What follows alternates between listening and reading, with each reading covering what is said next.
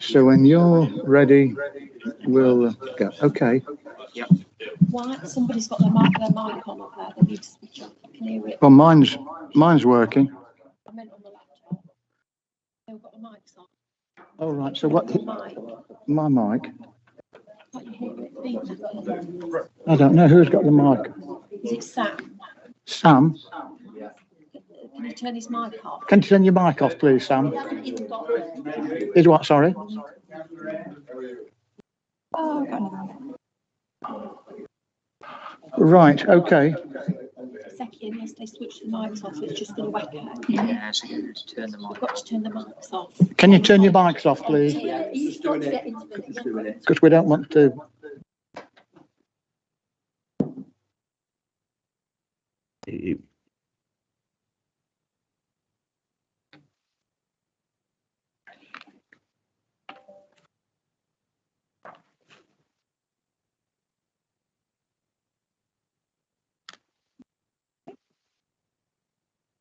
Are we okay? Yeah. one side.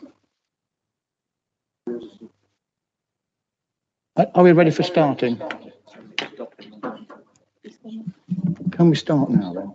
The IT man's not here. Oh, for goodness. Can we make a start?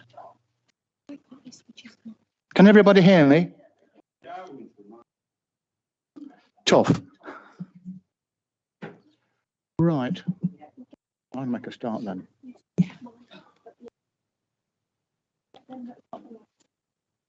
Right, ladies and gentlemen, we're a few minutes late, so can I welcome you all to this meeting of the East Anglia District Council Planning Committee?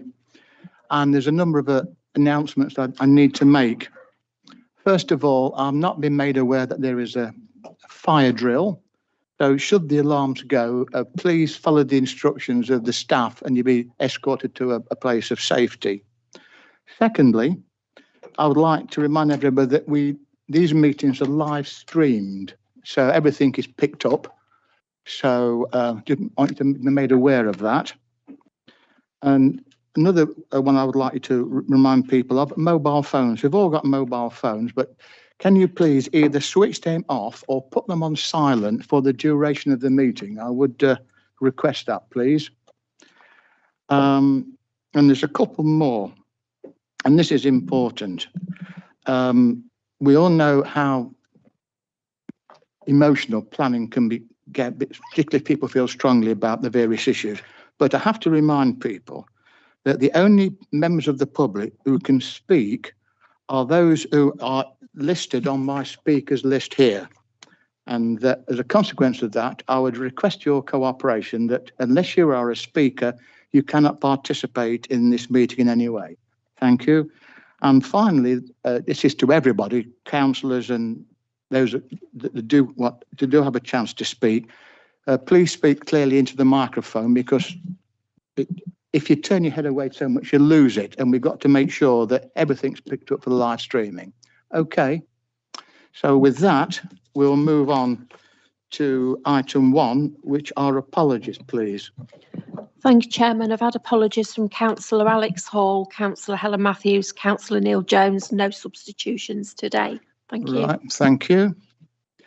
Item 2, any disclosures of interest, colleagues?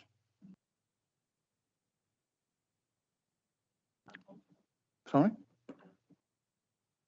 Yeah, Dan, sorry. Thank you, Chairman.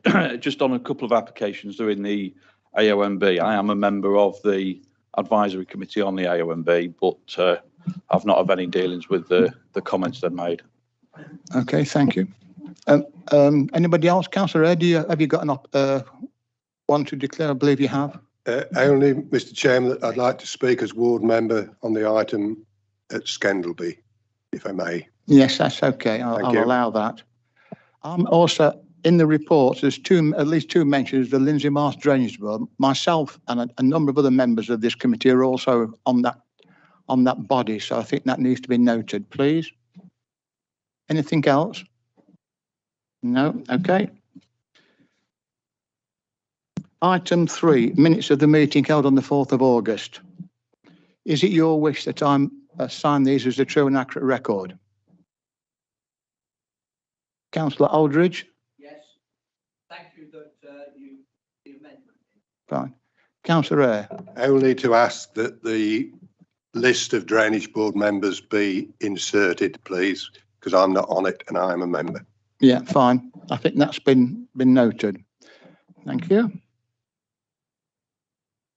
Item 4 is update from the Planning Policy Committee, and I don't think there's anything to report, is there, Councillor Dennis? Nothing to report, Chairman, thank you. Okay, fine. Thank you for that.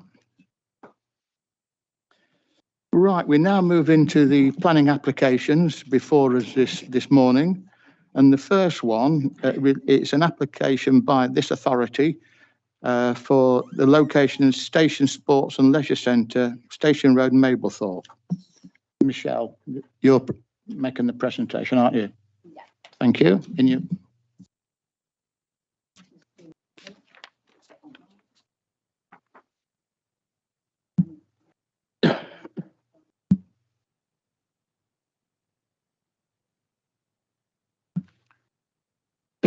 Excuse me.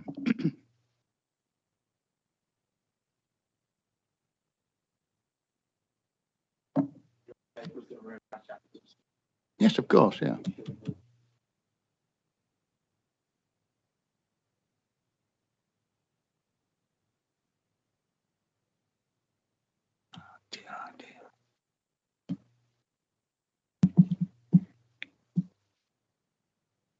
Are we there?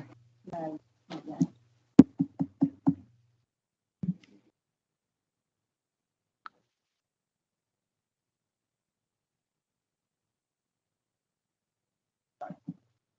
Oh, right. Off we go. Okay. Okay, so as the chairman said, this is an application for a new leisure and learning hub in Mablethorpe.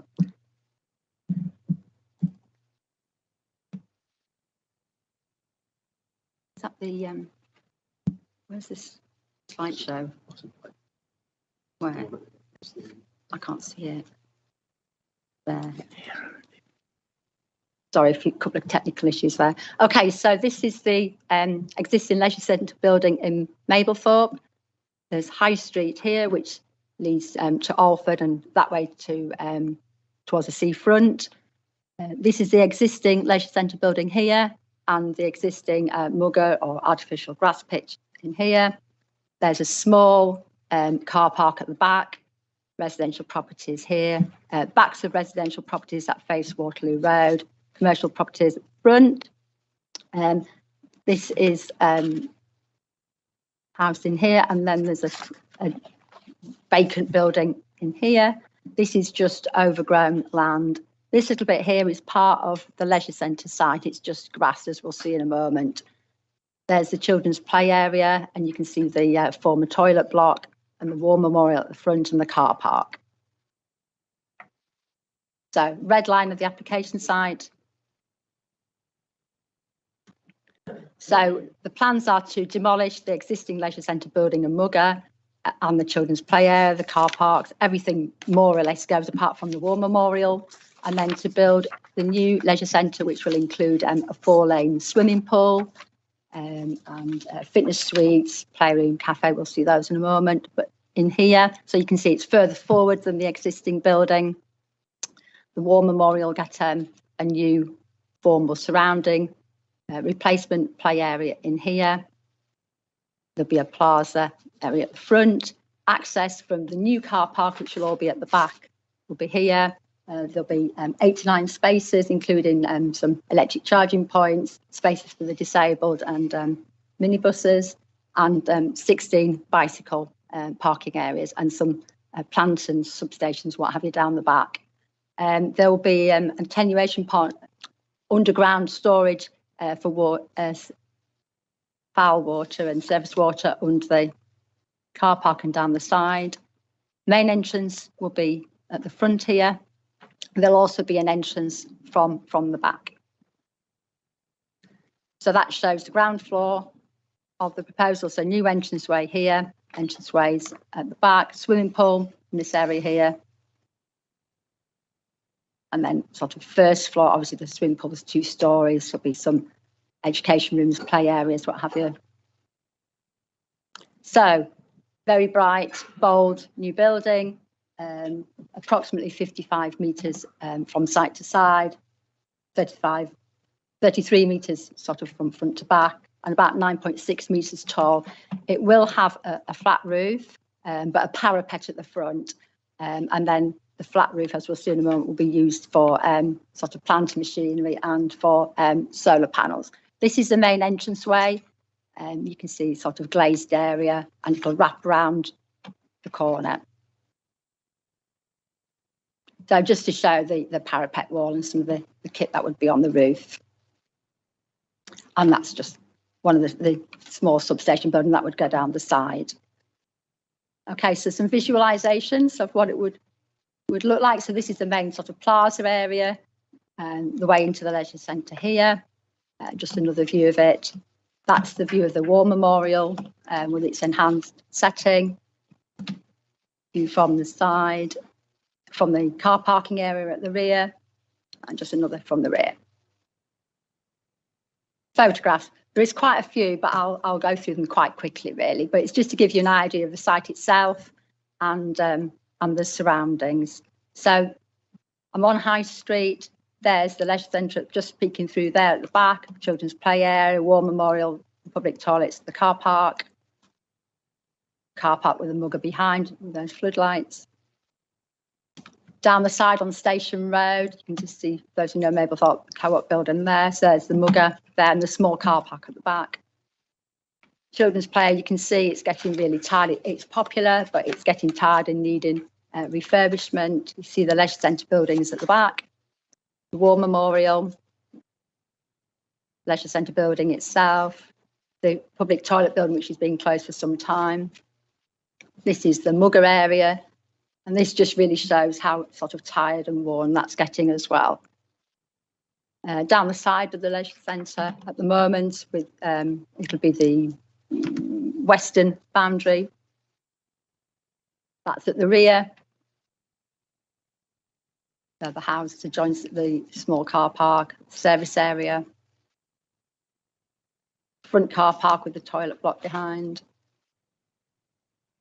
And then these are a bit of surroundings. So the Station Road leading towards a high street. At this end, you can see the co-op at the back. Looking back down Station Road. Looking down towards the seafront, there's the Pelican Crossing, a factory shop. Co-op across. Looking sort of in the out of town direction. Property next door, which isn't occupied. And then that's just looking at the side, looking up High Street towards the beach. Just a couple of updates. In the report, I said I'd give members an update about environmental health. They haven't come back with any concerns or objections or conditions. And we just, if members want to approve the application, there are a number of conditions suggested. We'd just like to add an extra one because it's one that's missed off about having details of the play equipment to go on in the play area. Thank you.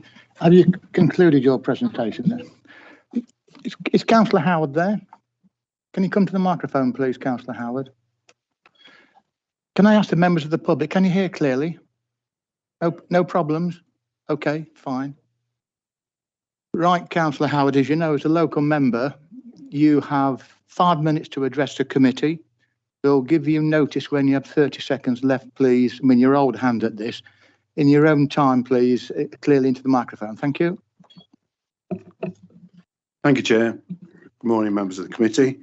I think this is probably the most eagerly anticipated planning application for Mablethorpe that there's been in a generation.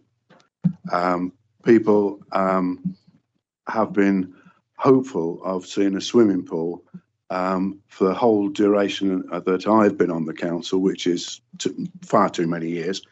So it is, you know, a case of people now are asking, the money is there, when is it going to happen? They really are that eager for this to go through. A couple of points that I would just say. Some people may think that it's a modern building out of keeping with what is almost recognisable as a 1950s holiday town. But I would say that, you know, slowly but surely, there are more modern buildings appearing in the town, and not shown on the photographs, but quite close to there is a modern block of flats, which is actually 2 blocks, and also a very modern looking Lidl supermarket store. So, you know, this will fit in, you know, quite nicely in that updating process. There's also been some concern about loss of facilities, the Mugger pitch and a badminton court, but I believe that the additional facilities that will come through and the more modern facilities that will come through, you know, will amply see that compensated. There are a few minor things I'd like to draw up. I do want to see that that through the planning process, we ensure that the existing building operates until the new one is fully functional. We don't want to see an interregnum. Whilst they are tired and out of date, the facilities are used, and it would be a crying shame for people of Mablethorpe to have to go without for a period of time. And I believe that is the intention of the developers. You mentioned the War Memorial area, and it is well used other than for Remembrance Day. The local British Legion hold a number of services there. Just a couple of examples: Anzac Day, and this weekend there's going to be Saturday a remembrance of the contribution of the Merchant Navy during the Second World War. So it is an all year round facility, and during the development, I do want to see that area is not disturbed and is not put beyond use, either by, you know, having fencing around it or whatever. It is constantly in use all year round. And I would finally just draw attention to the fact that the existing car park at the front has been subject to some illegal camping over the years. And if there's anything that can be done to ensure that that doesn't happen when the brand new car park is provided, then that would also be appreciated. In concluding, I'll draw you to the first few words in the conclusion at 8.1 on the report. This application for a replacement leisure centre will provide a modern replacement for an old and somewhat outdated facility. People have been looking for this for a long, long time, and I hope that you'll be able to pass this. Thank you very much. Thank you, Councillor Howard. We just keep there for the moment. Any members of the committee wish to ask questions of Councillor Howard? No? Okay then, Councillor Howard, would you retire to the members' room while we debate the matter? Thank you.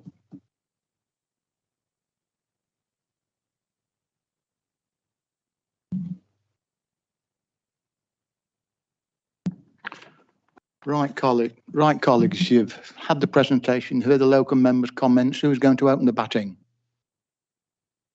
Right, Councillor Cunnington, followed by Councillor Aldridge. Thank you, Mr. Chairman. Yeah, just a couple of points from Michelle, really. Early on in your presentation, you said about the water storage underground for both sewerage and rainwater. Is this correct? And why does it need to be for surface water? Can you respond to that, Michelle, please? Yes, so the surface water will go to an underground attenuation tank underneath the car park and then go into the surface water sewer in Station Road. The foul water from the swimming pool will go into its own attenuation tank, and then that will then be pumped into the foul water sewer in Station Road. But the normal foul water from sort of toilets, etc., will just go straight into the foul water sewer in Station Road. Thank you. Councillor Aldridge. Oh, sorry, you want to supplement? Yeah, just yeah. Talk about the extra condition area. Oh, sorry. Yeah, sorry about that. You spoke about the extra condition, Michelle, for the children's play area. Can you just tell me what sort of detail you're trying to do with that?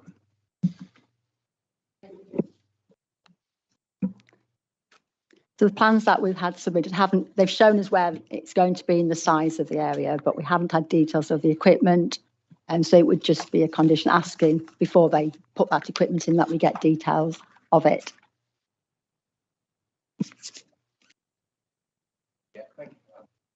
Councillor Aldridge. Thank you, Chairman. Oh, you put. Oh, sorry. No, carry on, Terry. That's most kind of you. Chairman, I would like to propose approval. I think something like this is well overdue at Mablethorpe and will be a huge asset to the community and the visitors that come to Mablethorpe. So you're moving approval of the office recommendations, is that correct? Absolutely correct, Chairman. Councillor Cunnington? Yes, thank you again, Chair. Yeah, just something else, Michelle. Could we also specify them within the condition that there is provision for disabled children's play equipment as well? I'm very keen on all sorts of disability, and I think for children to be able to play on their equipment, for disabled children in wheelchairs and things. So if that can be added, yeah, quite happy to second Councillor Aldridge. Thank you. Can that be taken on board, Michelle? Thank you. Councillor Hall? I was going to second it, but obviously I got there beforehand. But I would also, in the play equipment, I'd also like to see sensory equipment for people with special needs, not just disabilities. So for autistic sensory equipment, is that a possibility of putting that on as part of the conditions? I mean, it's not. So, it's not an enormous area, but obviously what we can do is we can take the suggestions back to, or the requests to the applicant and ask them to have those in mind when they submit their details to us. And where possible, obviously, I take your point, but it's not an enormous area, you know what I mean? It can't have, there's not room for lots and lots of equipment. It isn't, you know, at the minute, I think there's just a slide and a couple of swings in there, so it's not a huge area. But yeah, we can certainly have that in mind when we're looking at the details, and we can take that back to the applicant for definite. Thank you. Yeah. Any other councillor wish to comment on this application? Right, it's been moved and seconded that the application be approved in accordance with the officer's recommendation. Could you just confirm, Councillor Aldridge, the condition was discussed through the second, and that just confirmed that you're happy with those additional advisories to the condition? Very happy. Thank you. Okay. You know what you're voting for. Those in favour, please show. That's 9, Chairman. None against, I take it. And 1 abstention. That's correct. Thank you. Would somebody bring Councillor Howard back in the room, please? He's in the members' lounge. Thank you.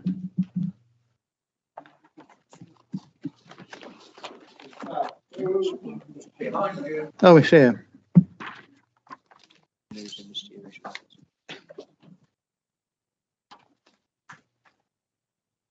Yeah. Okay. Right, we'll move on to the second item, which is also relates to Mablethorpe, and the applicants are again this local authority. This is land off Stanley Avenue. Michelle? Yeah, thank you, Chairman. I was just making sure I'd got the presentation up without a problem this time. Yeah, good. Okay, so as you've said, this is an application on Stanley Avenue in Mablethorpe. It's another Townsland project, and it's for a new campus for future living. It's for a faculty building and for an ancillary accommodation block. So this is the aerial photograph. So it shows Stanley Avenue here, which is a cul-de-sac, which leads from the High Street. So it comes down, it's got traffic calming measures on it, roundabout at the end. So you get the library, the children's nursery building in here. The bottom of the roundabout is the Marisco medical practice with its car parking areas. At the back here, there's residential properties. This is a large caravan site. And then here you get the residential properties of Trenchard Road and Phoenix Court. Mostly single story, these buildings here, and that's a 2-story but with a cat slide roof. This is Lindsay Marsh Drainage Board culverted watercourse, and it's used as a public footpath. It's got some street lighting on it. So the application site is all this grassed area here and this little stub off the roundabout. Just while we're on this screen, the application is mostly in this part of the site with an attenuation pond sort of here. This part of the site will just be left as it currently is, informal recreation, dog walking, what have you. So the red edge, slightly different orientation, but High Street there, a little at the end, linkage with their building and their bowling green, community centre here, and then there's that footpath we were talking about. So this here is the site. So this is the layout of the site. So you come in off the roundabout, the road goes round the back of the site and has 2 spurs coming off it. This large building is the faculty building, and it'll contain things like research facilities, conference room, public facing cafe. So that's an oval building, part single, part 2 stories we'll see in a moment. An area for children's play equipment in here. This is the living accommodation block here. As you can see, parking areas there, and you can see the tracked HGV, so you can see delivery vehicles or service vehicles can get in, turn around and go back out and forward gear. The car parking areas will be controlled. They're not just going to be for general public use, they will be allocated. And then when they have conferences and things, people will be able to book the car parking spaces. So the cafe, apart from spaces for the disabled, there won't be any parking for the cafe. It's expected to be used by those roundabout or those who can walk to it. Okay.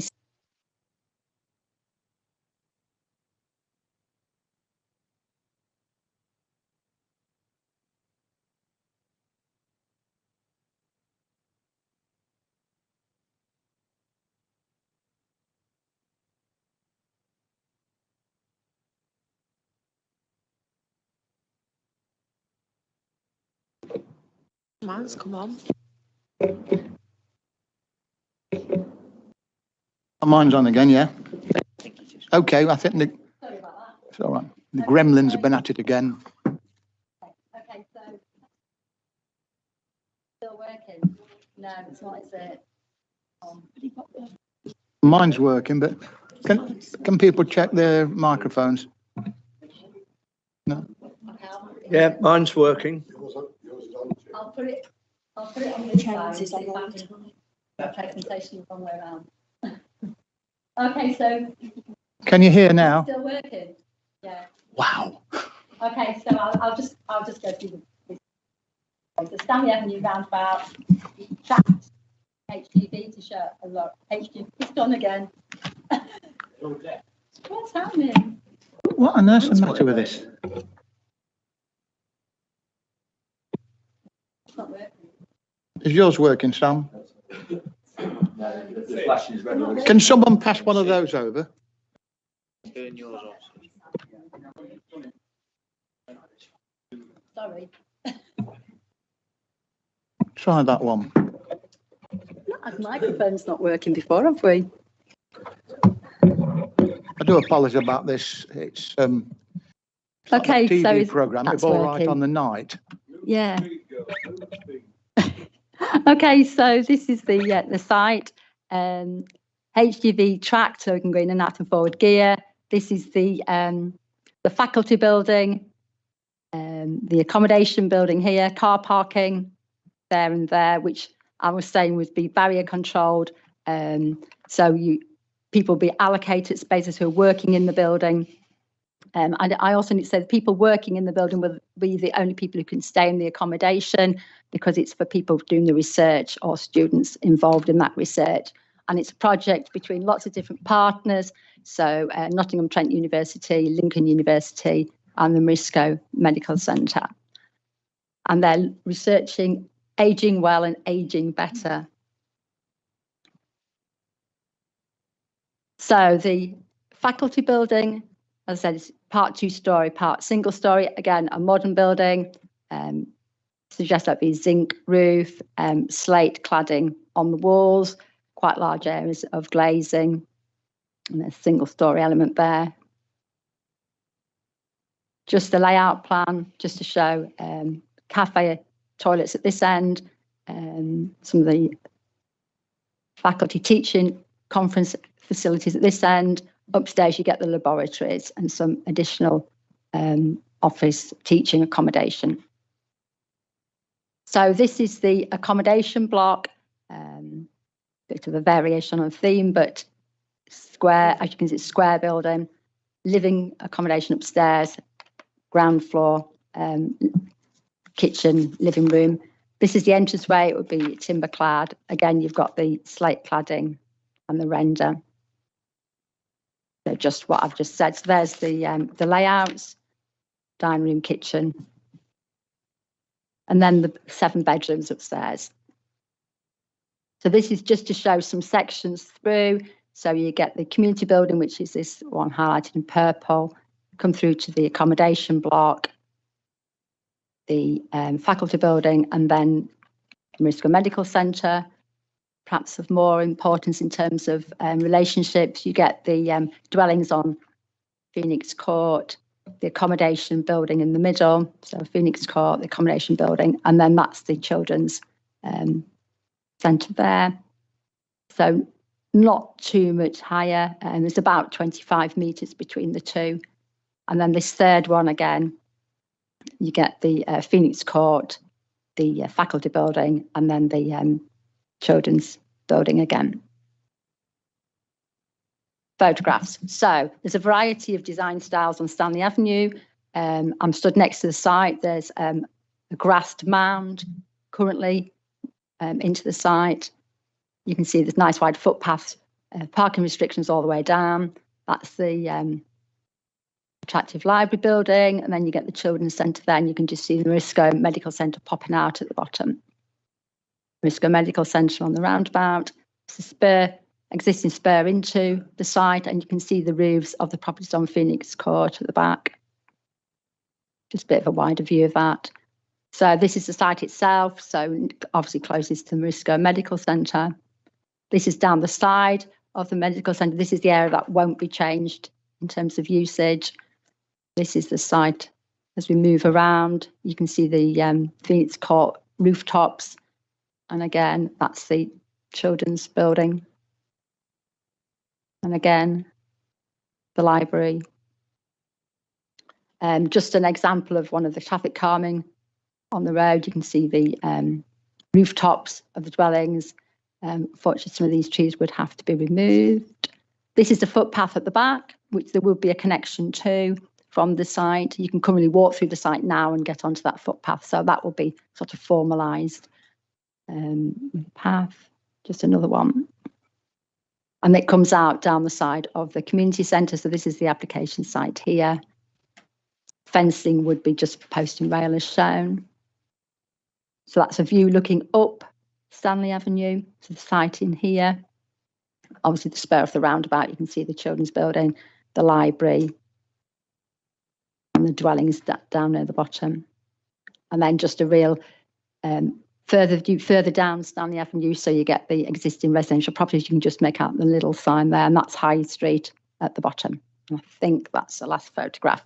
Just by way of an update, we haven't received any comments from Environmental Health, and they, when I spoke to them, they said they didn't feel they needed to have a noise condition, because at the end of the report and the suggested conditions, we said noise condition to be followed, that they don't feel one's required. So we haven't got one. Thank you. Is that it? Right, thank you for that, Michelle. Well, once again, I only have one speaker, and that is, once again, it's Councillor Howard, who's a local member. So I think you know the drill by now, Tony. Yes, I'm still an old hand, yes. I didn't say that. So away you go, Tony. We'll give you 30 seconds notice when, 30 seconds for your time's up. You've got 5 minutes. Thank you. I think this is a most welcome project for Mablethorpe, as it offers something absolutely unique and innovative to the world, not just to the town of Mablethorpe. And that's probably a first for the town. It's eagerly anticipated, as is the one you've just passed, and it will finally see the completion of the Stanley Avenue regeneration being completed, which has gone on for many years. I just asked for a few small points to be considered. Firstly, on the plan, the positions of the disabled parking spaces do not appear to be the most advantageous. Usually, these are as close to the entrance as is possible. On this occasion, they are somewhat distant. Hopefully, that's a minor thing that can be corrected. I'd also like to point out there's a pedestrian access to the footpath that was shown in the photographs. But what wasn't shown in the photographs is that all the current entrances to that footpath are protected against motor vehicles gaining access. And I'd also like that to be included in the planning, that it is only a pedestrian access and access by motorbikes and similar vehicles is prevented in line with what's already there. There were some inaccuracies in the transport study, unfortunately, but I hope that they won't reflect on your decision. It mentions that the traffic calming measure on Stanley Avenue include a build out at the northern end, giving priority to northbound traffic. The build out is actually in the vicinity of the library and gives priority to southbound traffic. There was one at the northern end, but that was taken out many years ago. The map showing various types of facility within easy reach is totally inaccurate in pinpointing hospitality venues, both in location and in the quantity shown. And the number of guest houses is woefully underreported too. But I hope that those inaccuracies in that report, don't take away from what is an absolutely wonderful project for the town. Thank you very much, Chair. Thank you, committee. Thank you, Councillor Howard. Right, once again, colleagues, you've got an opportunity to ask Councillor Howard of any questions. Anybody? No? Okay, would you return to the members' lounge, please, Councillor Howard, and then we'll debate the matter.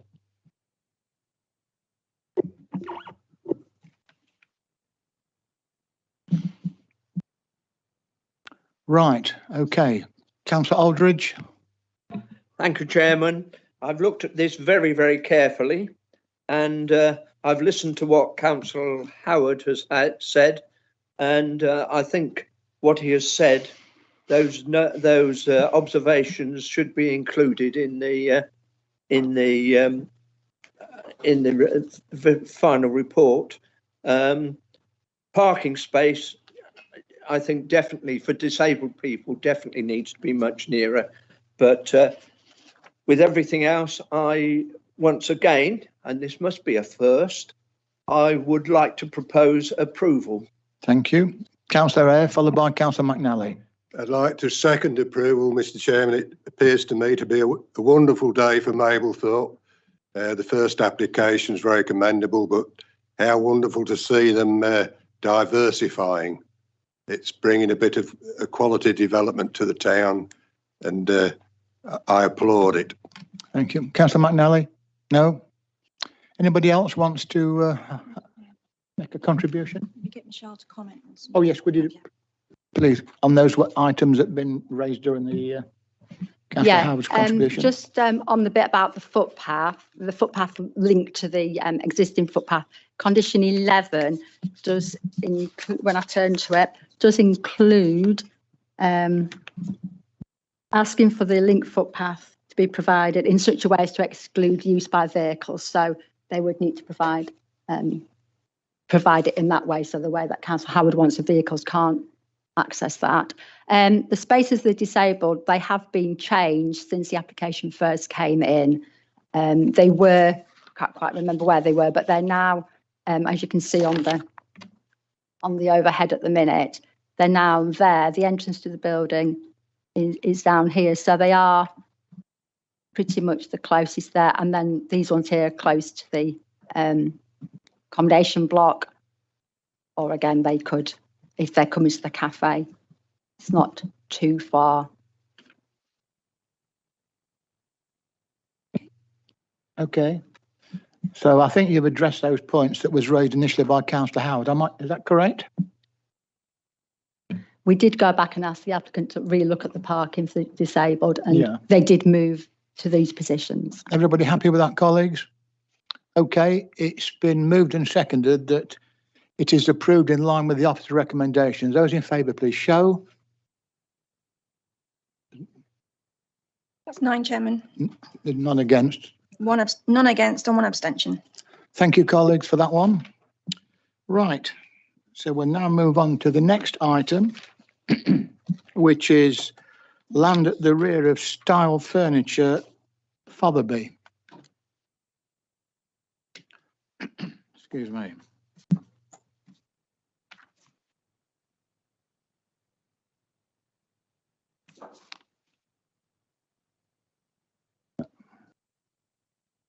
So when you're ready, Mr. Hallett, if you will. Good morning, everyone. Before I start, I just wanted to draw members' attention to a couple of items on the supplementary. The first one being the consultation response we had back from the amended block plan received by ourselves on the 4th of August. That has been summarised due to the length of all the responses. Number 2, as well, the committee's attention is drawn to a discrepancy in the report regards the bus service number 51. It was referenced as a daily service, however, it does only go from weekdays and Saturday and does not include Sundays. There is one more item on there which came to our attention this morning at paragraph 7.19.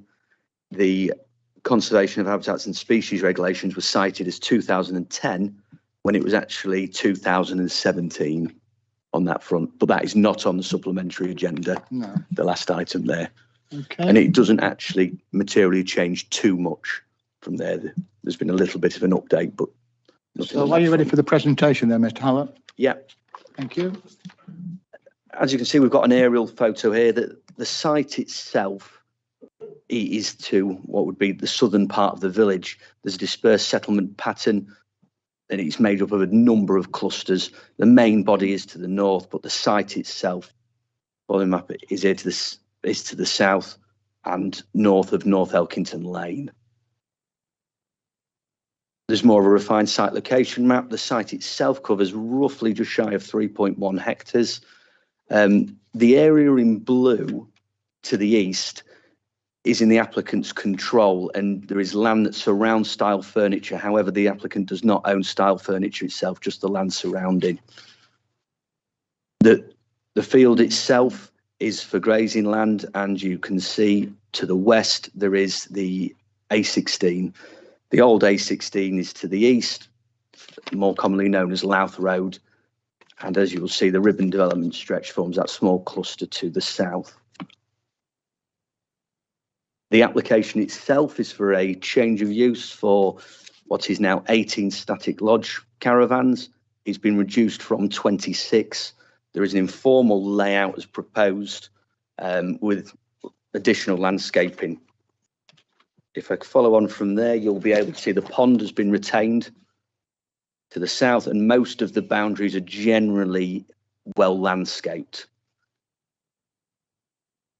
There's been two lodges or two types of lodges that are proposed. The first one is the Forester, which is a 3-bedroom one,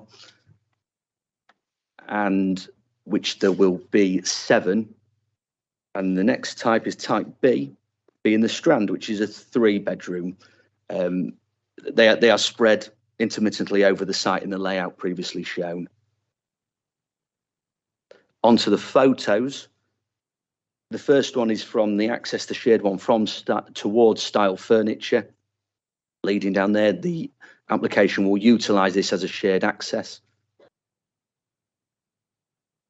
The photograph from here is from Style Furniture looking in a, what would be, southwesterly direction.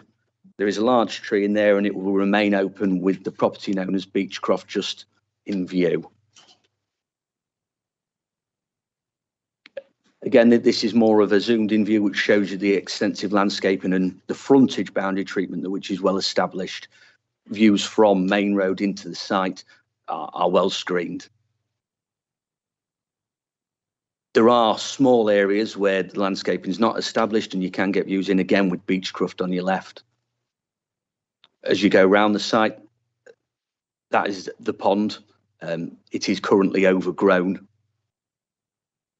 And as you go around the site, you start to back onto the rears of those properties along North Elkington Lane. Those boundary treatments do vary from fencing through to hedges and intermittent trees.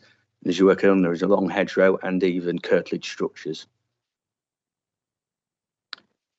This is the southwestern corner.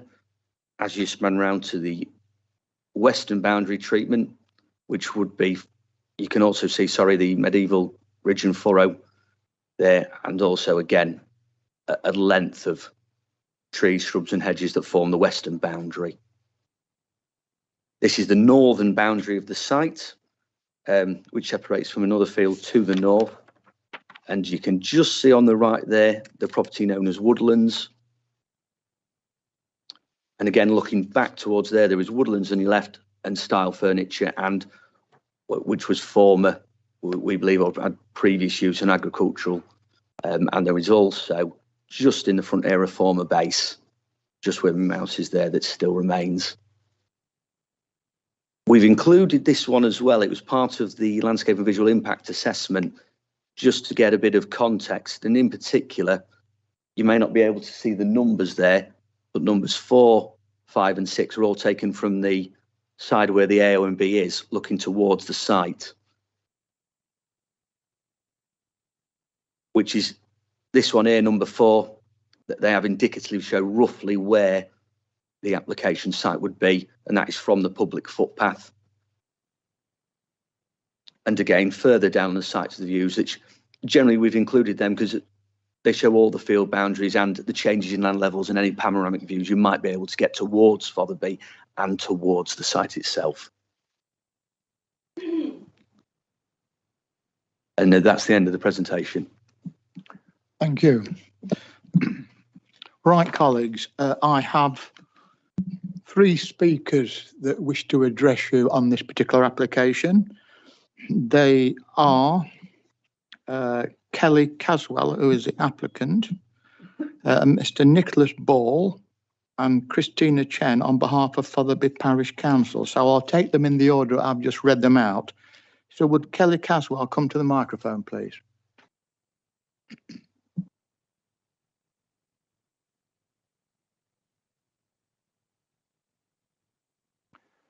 Now, you've heard me say to the previous speaker that on this occasion, you will be allowed 3 minutes to address the committee, and we'll give you notice when you have 30 seconds left. Can you speak, please, clearly into the microphone in your own time? Thank you. Thank you, Chairman.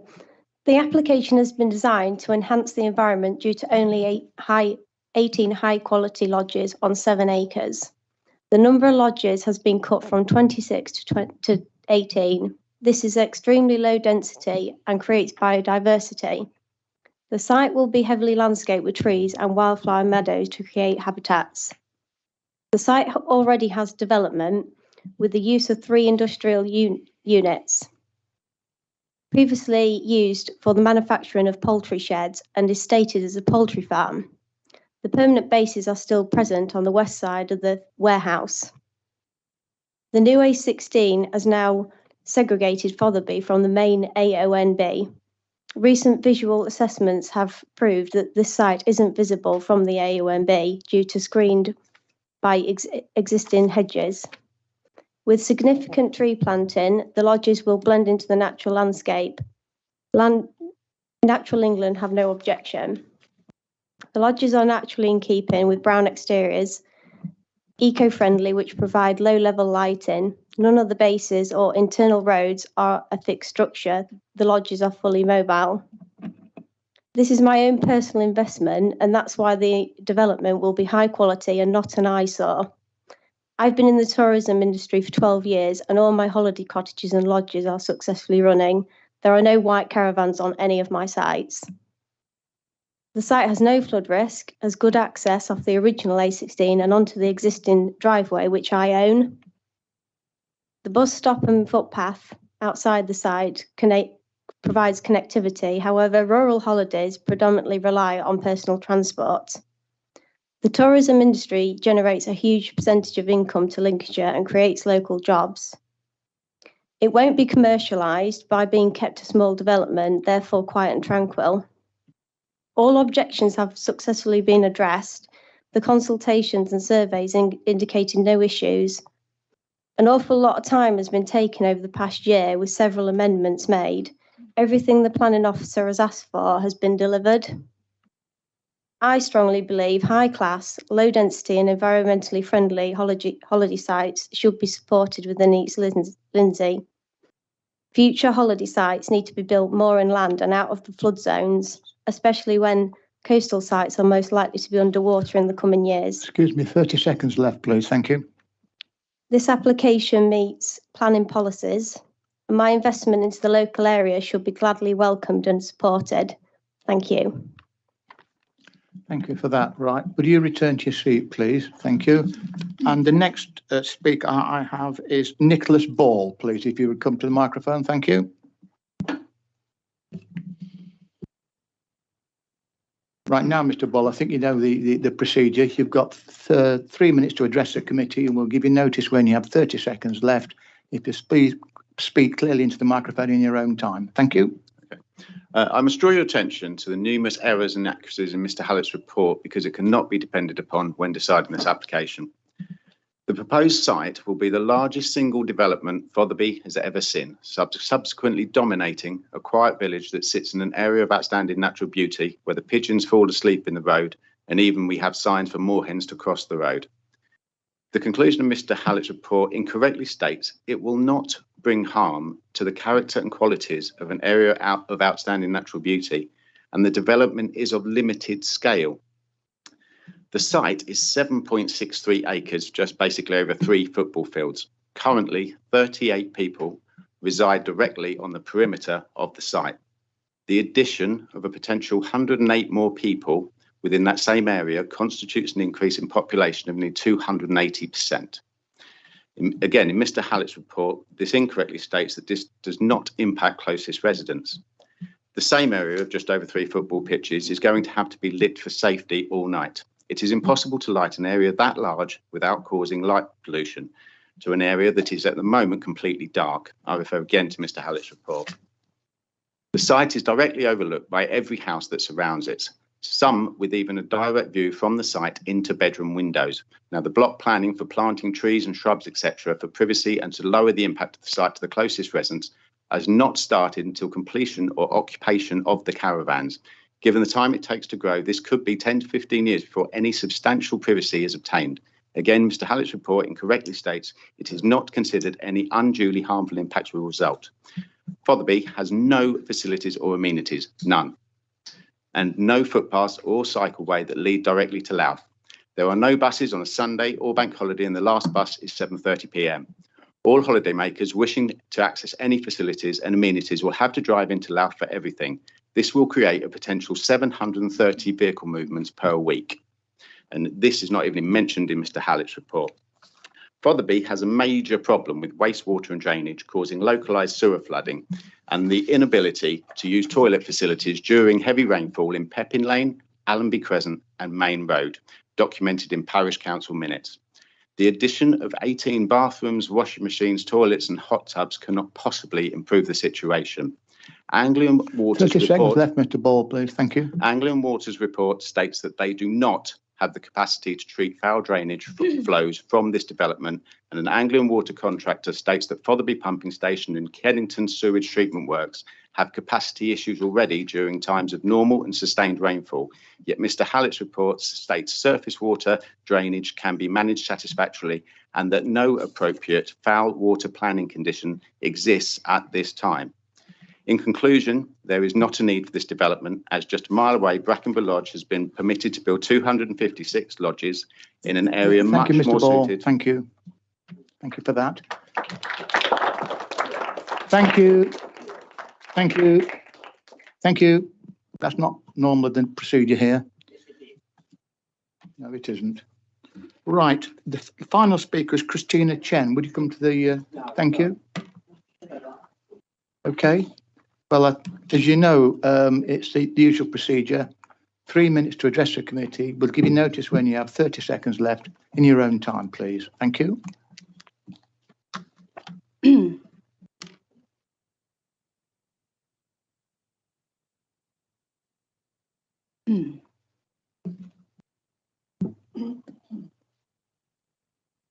This application must be denied on the grounds that this land is located in an area of outstanding natural beauty and it prohibits exactly this type of development. The East Lindsey local plan pledged that it would conserve and enhance areas of national landscape importance, in particular the Lincolnshire Wolds area of outstanding natural beauty, paragraph 1.10, prohibiting development except in exceptional circumstances and only if there is a national need for the development. Here, applicant cannot demonstrate exceptional circumstances for an 18 for-profit holiday lodges in a small village such as Fotherby as satisfying a national need.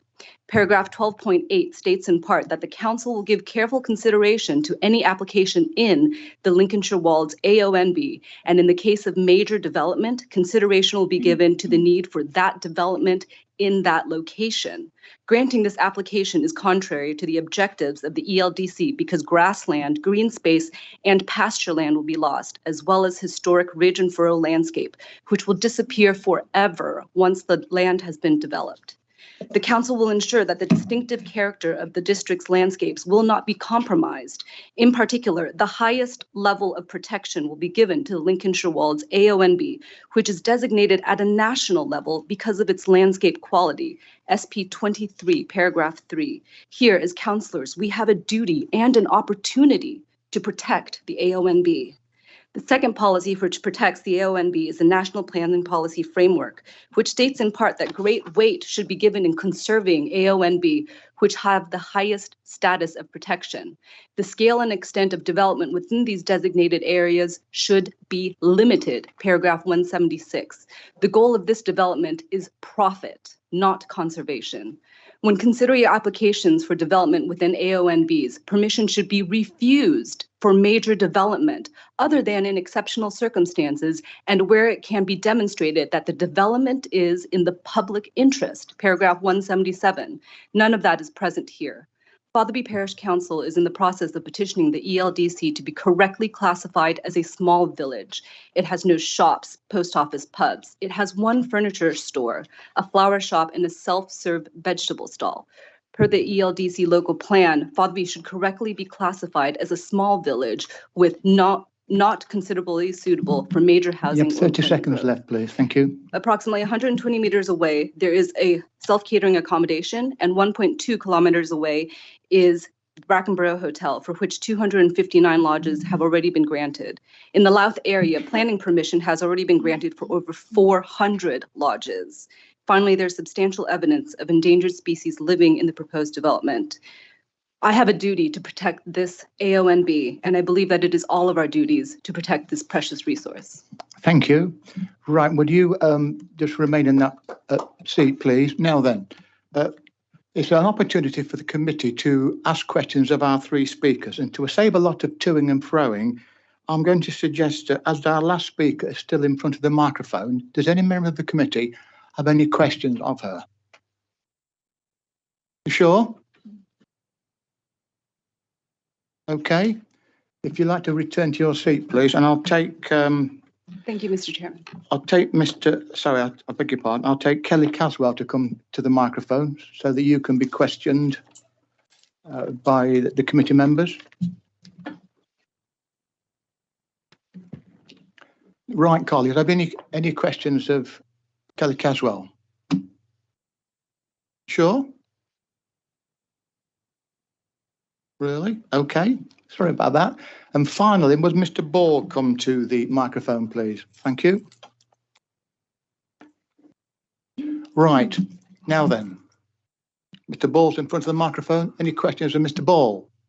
Councillor McNally.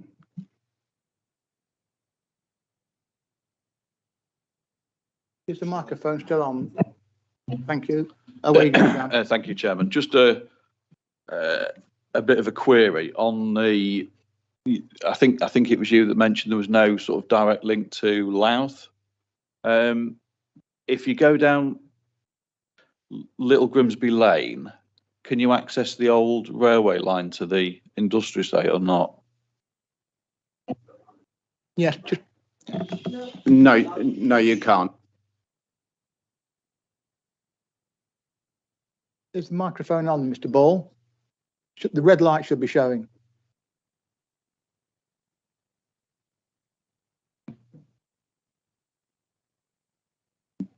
Thank you, Cheers.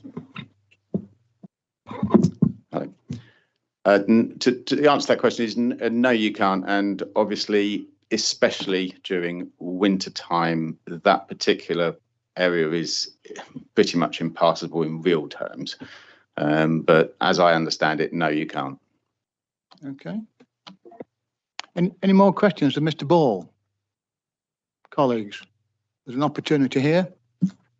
No? Okay, well, thank you for that, Mr. Ball. If you return to your seat. Right, colleagues, you've heard the presentation, you've heard the comments from the members of the public. Who's going to open the debate?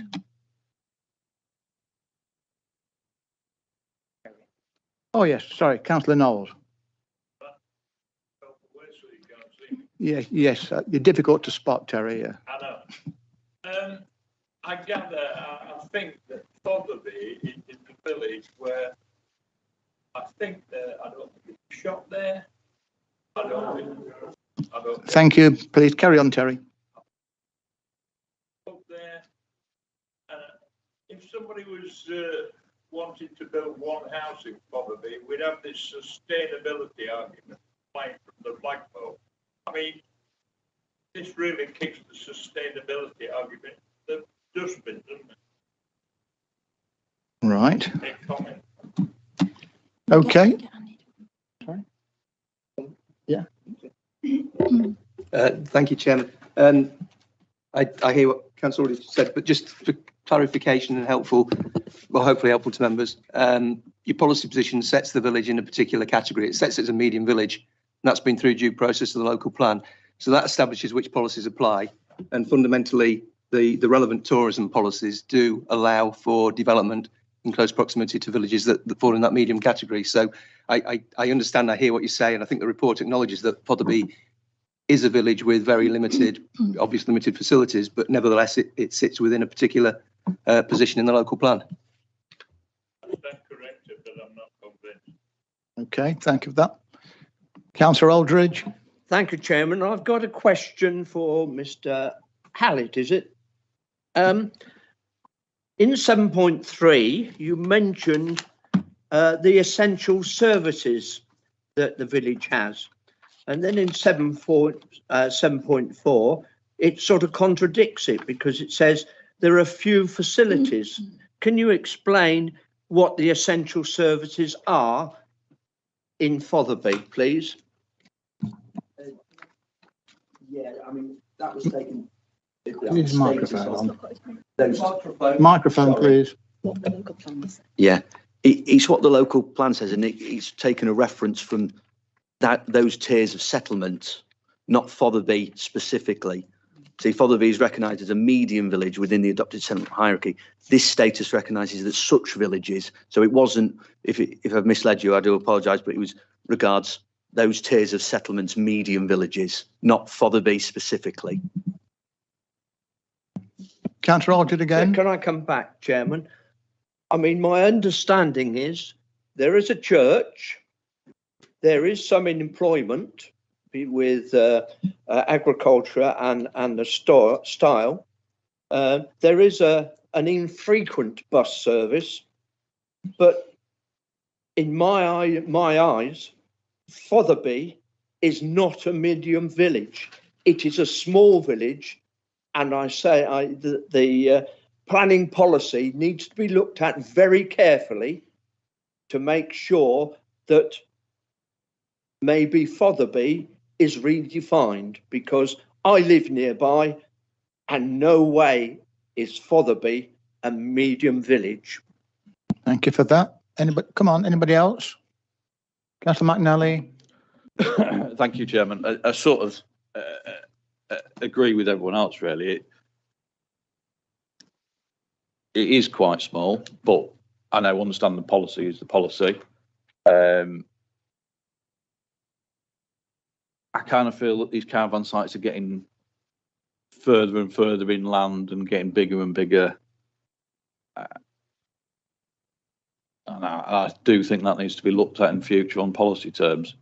In terms of the site, the sort of the trees, etc., that's round it, are they? I can't remember what the word is now, but where the green over 12 months, or because obviously the site, will, talking about evergreens, are you? Yeah. But that's the word. But the site's obviously, there's no condition for an 8 month or anything like that. It will be 12 month, I presume. So is the screening going to be 12 months? Put your microphone on, please, Mr. Howard. There we go. On that front, there is, I believe, and I'll just check for you that we've got. Bear with me. Just looking at the conditions. Number 6, is it? Yeah, we've secured the landscaping measures at condition number 6. On the block plan as shown there, although in very small font, there is a planting and maintenance schedule just down here to secure those measures. How long they will take to establish, that would be in there, or what size they are to be planted at. I mean, without a full plan, I mean, I can't even zoom in and see that right now. But the only thing I would say from the photos, it is quite well established anyway. I appreciate the comments from North Elkington Lane, especially. Those are very varied, and those are the ones probably having the most effect of. But how long it will take them to establish, I couldn't give you a definitive time of how long a tree takes to grow or a hedge to go on that front. But there is a condition to secure additional landscaping. Can you remember, does it have evergreen trees in there? Councillor Brooks. I wouldn't see. Yeah, thank you, Mr. Chairman. I feel like we're in one of these situations which does come along once in a while, where the policy puts the officers in a very difficult position.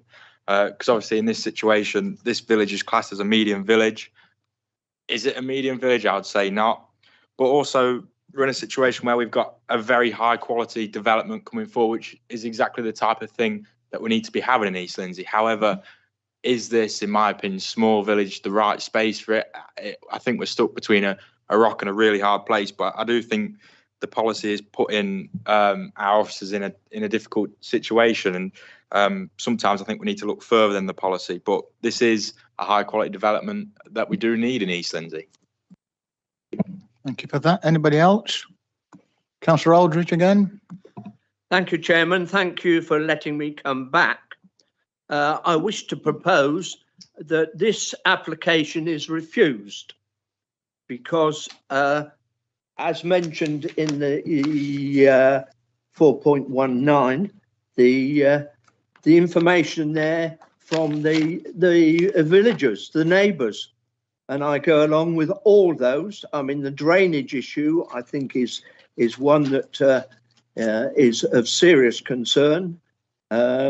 The fact that there is no adequate pathway or anything between the Fotherby and Louth. There's no pathway at all. A16 is a very, very busy road, a major highway. And all in all, I've heard what people have got to say. I have very carefully gone through the officer's report, but I have to say this development should not go ahead, and therefore I propose that it should be refused. Right. Before we ask anybody else to comment, you know that you've got if you making a proposition contrary to the officer's recommendation, that needs to be couched in planning terms, as you know that. Yep. So what would your is it contrary to policy X, Y, Z, that type of thing? You know what I mean? Let me tell you, I haven't got the exact policies here, but I can tell you, I think it's overshadowed. It's overlooking a loss of privacy for the dwellings on. Did you want to comment? The road opposite. There's a loss of ecological habitats. Drainage has been mentioned by Anglian Water, and I know from what I've been told from people who live in the village that there is a problem with drainage because the station in Louth is not really adequate to cope with any further development. And I also mentioned traffic generation. And I'm sure if this proposal is refused, that our planning officers will. Well, right, okay then, Councillor. Right then, Mr. Howard. Sorry, would you want to comment? Yeah, can do, Chair. Please do. Thanks, Chairman. Just a couple of points. Hearing the way that the concerns have been raised, I appreciate those, but I think probably just a couple of points of caution. Really, I appreciate that third-party comments have raised issues of drainage, but we have no technical objections from any of the relevant consultees to any of the technical matters. There isn't a drainage problem as relates to this site, and any details that relate to drainage we can deal with by condition, which is proposed in the recommendation. So in terms of technical considerations, I'd urge caution, because I don't think that they are would be shown to be robust reasons for refusal based on the information evidence we've got. And again, just going back a little bit, but just as a point of reference to the relevant policy in the local plan, again, I appreciate all the comments, and I think Councillor Brooks has been absolutely right in terms of the dialogue between the different aspects of policy. Policy sets the village in a particular level in the hierarchy. It is what it is at the moment. That is potentially going to be reviewed, but for now it sits as a medium village, so particular policies do apply and do have to be considered. That policy, and equally policy SP 15, which is the tourism policy for inland tourism in the district, does support in principle this type of development where there is suitable connection to that particular settlement. It doesn't require connection to other settlements that might be higher order that are further away. So again, it's just a point to note, really. And I think that the principle of this type of development is inherently supported by policy. So if members do have concerns, then I think those concerns need to focus more on maybe specifics of the site rather than the principle for that type of development. Thank you. Right, Councillor. I beg your pardon. Yeah, obviously part of my job as well is that I look forward to what a possible appeal might be, and I look at possible cost applications against the council, that kind of thing, and that should never influence your decision to frighten you to make a decision. But I will always voice my worry if I think there's grounds being made for refusal, which I don't think the council can support very well. Currently, I haven't heard anything which I'm comfortable with. It needs to be more site specific. You need to move away from the drainage issue because there's no technical drainage issues there. And just be mindful that when in an appeal circumstance, the inspector is very much like you. He has to be guided by what the local plan policy is and what national policy is. So you may have some discontent with, as mentioned by Councillor Brooks, with, it being a medium village, but your local plan has allocated that village as a medium village. And so far it fits with policy. So you need to be more specific in what, if you don't like it, tie it more specifically to the site than sort of general.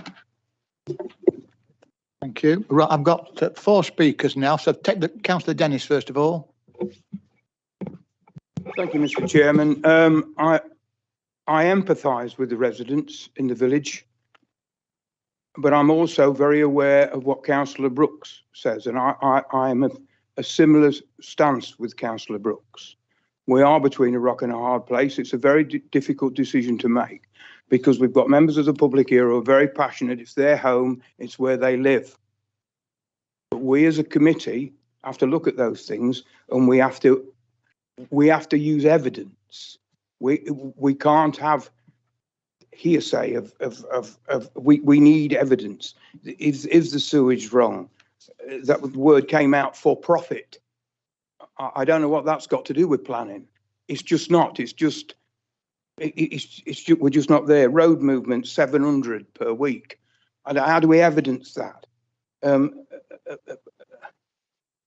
It's like, wouldn't we be better trying to protect residents by putting in a robust plan to screen, to look after, and maybe get something out of this that way, rather than trying to place objections? Because I couldn't support the motion of the councillor because there's no evidence for me there, and we need evidence.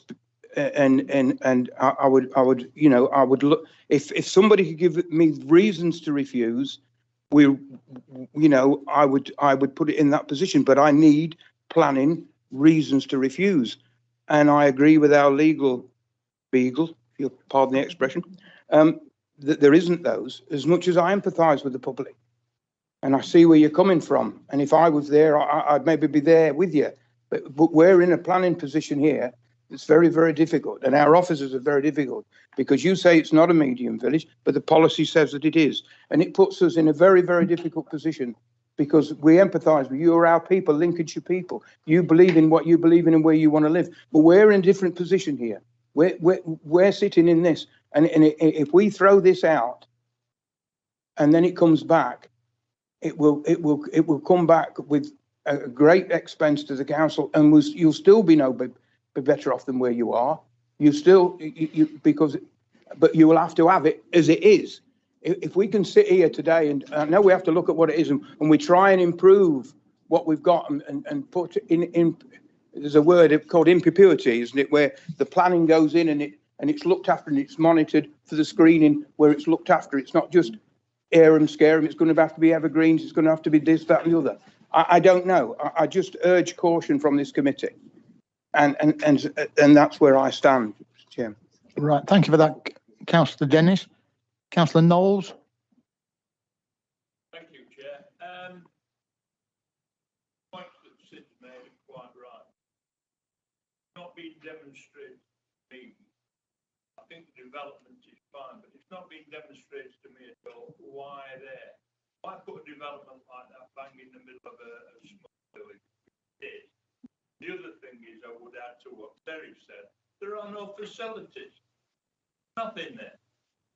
These people are going to be, you know, almost in the middle of a desert. Ridiculous place to put it. I think it's a fine development, but in the wrong place. There are no facilities. And certainly, you know, they want to walk to Louth, fine, but there's only one way to walk to Louth, and that's via the A16, and very dangerous road, as should have been said. I think it's wrong. I think it's in the wrong place. Thank you. Councillor Cunnington. Thank you, Mr. Chair. Yeah, I sat here and I've read the report at home. I've listened to everybody today, and I've heard from our legal advisor, Angela. I do have one point I would like to look at, and it's tricky for me because obviously we're all aware of what the situation is. It's an isolated development. Could I please get some guidance with that? I mean, we've got a councillor in the room today, Councillor Knowles. Unfortunately, if he was to actually come and rent one of these lodges, there's no chance of getting to Louth. So this is actually classed as an isolated development. How do we stand regards that legally? Thank you. I'd like to respond to that, Angela, please.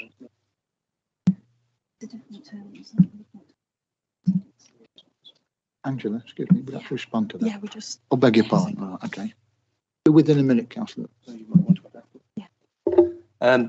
Sorry, I'm just trying to think of the best way to answer it. I think I've really got to make the cross-reference back to the policy and the fact that the village clearly isn't in true sense isolated, in that it's identified as a medium village in its own right. It's regarded to some degree, albeit not everyone sharing that sort of view as to the reality of the circumstance, but in policy terms, it sits as a medium village.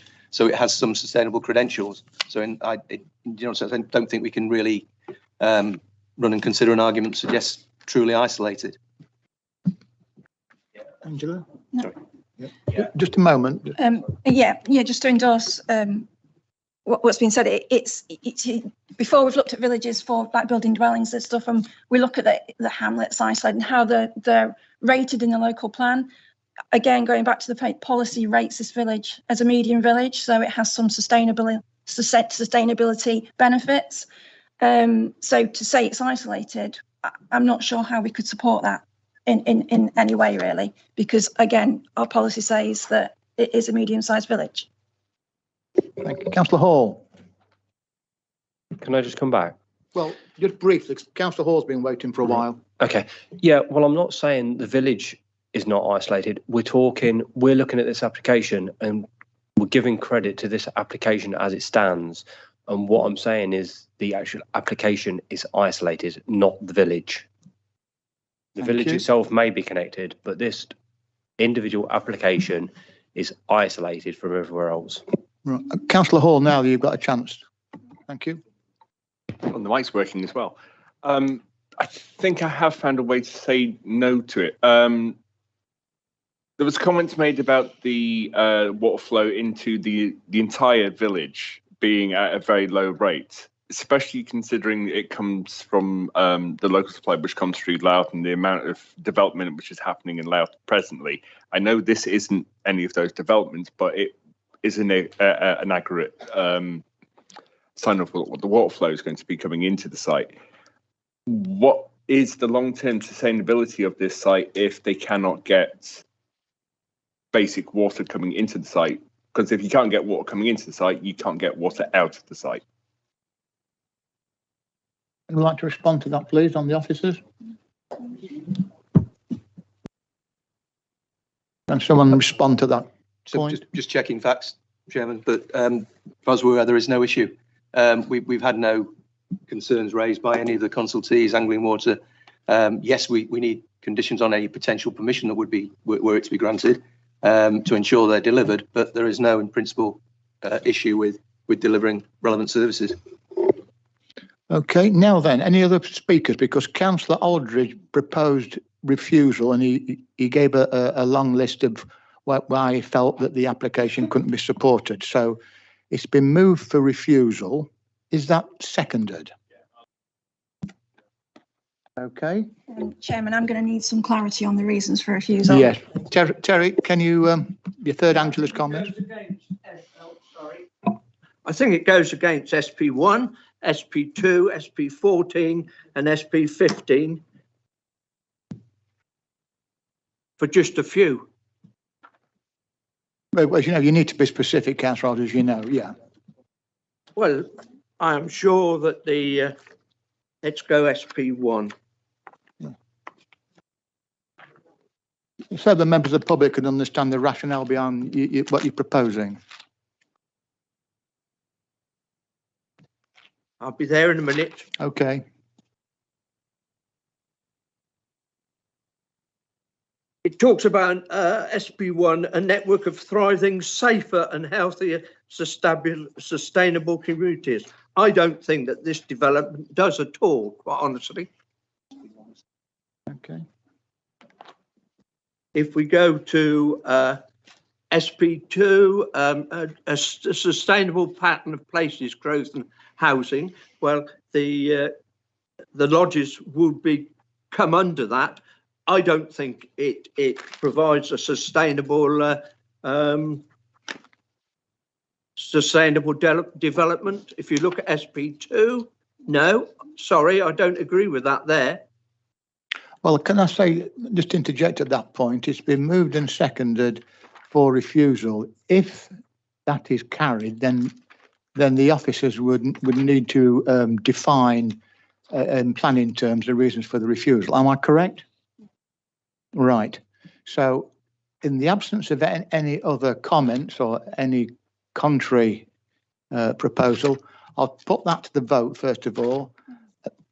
Am I right?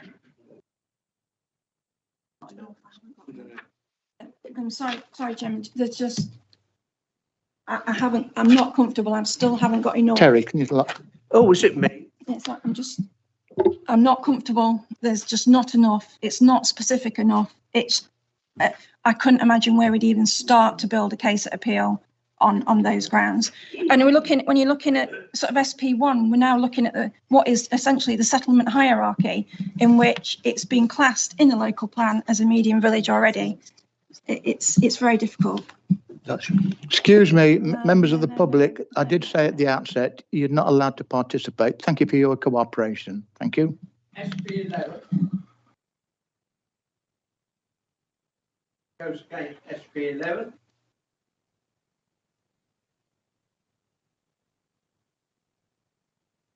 Let's put it to the vote.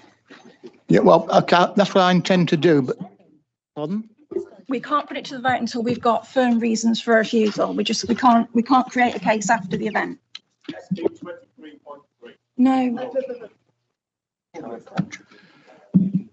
Well, Councillor Osborne, can you just hold fire for a moment? I've got Councillor Brooks wishes to comment, and then Councillor Cunnington. Councillor Brooks. Yeah, I think we're in a situation where we're scratching around for things to say no. I don't think we're in a position where we can say no. I think we've now got to make a decision and go forward. And I mean, the applicant previously has worked well with the council, and everything that has been asked has been met. So I think it's time that we start looking at the things that we can do to enhance this application to make it the best it can be, because I don't think we can sit here and start scratching around for reasons to refuse this, because we're just looking silly, and it could cost the council a lot of money, and I don't think I want to put that position. I don't want to be in that position. So I think now we must start looking at things. If anyone's got any ideas of things, conditions we can put in. SP23, which talks about right. And ANOB. Right. The only thing that I can think, and I'm not here to make the decision for you, but the sensitive receptor here in this application, it's not the drainage, it's not the use of the land as such, it's the AONB perhaps, and even, you know, I can't put that idea in your head, but that for me is the outlining point within this application, which I can see perhaps there may be an issue with, but I'm not saying there is. I'm just saying that it's the thing that I would perhaps pick as the site-specific issue as such, not the village sustainability, that kind of thing, because I think we'll have difficulty on appeal with that. But if you can tie something specifically to A and B, and I'm not saying there is anything, it's up to the committee to make a decision, then I'd be slightly more comfortable than what's been said previously. I will also give you SP22 transport and accessibility. Excuse me, Councillor Aldridge. You know, Through all the papers, just start at the beginning and go right through them all, Councillor. Yeah, well, let's put it to the vote. Yes, that's what I intend to do. Is anybody else wish to speak before we make that decision? Councillor Knowles, was it you? Briefly, please. I thought I'd give you two specific things that I said that might latch on to the NOB, but it's in the wrong place. I've no problems with development at all, but not in the middle of the village next to the road. And also, whether it's a large village or a small village, the fact is, when we're judging this, it's a question of facilities, and there aren't any. Right. I think we've had a very good, and then I'm going to take the vote, Richard, after this, your contribution, because we've had a very proper debate on this. It's important that we get this right. Okay. Microphone, please. Yeah, thank you, Mr. Chair. Yeah, can I get some help on what I said earlier? I mean, I'm firm in what I say. we actually sit here and take every application in front of us as an application, which this application is within the village of Fotherby, which is within a medium village. However, we are looking at the one application and it is clearly isolated. We all know the problems I face sitting here with this. And this is where I'm at. I'm looking at this on the application, on what I'm seeing in front of me, and I'm looking at an isolated development. Right. So if I can just get some help, please, if possible. Well, I do think, as I say, we've had a very proper debate on this very sensitive subject. Now, I'll remind you that each application is judged on its own merits. Yes?